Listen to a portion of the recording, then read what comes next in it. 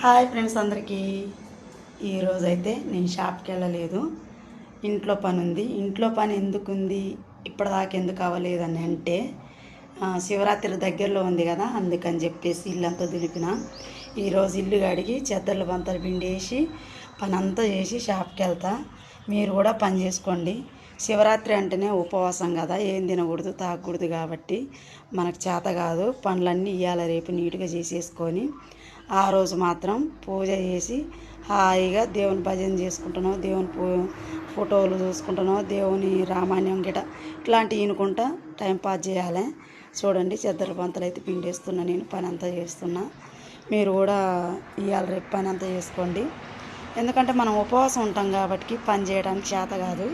కాబట్టి ఈరోజే పనులన్నీ చేసుకోండి. ముఖ్యంగా ఎంగిలి పల్లెలు రుద్దొద్దు, ఇడిచిన బట్టలు తొక్కకూడదంట. మీరు కూడా అట్లే ఉండండి ఫ్రెండ్స్. బాయ్.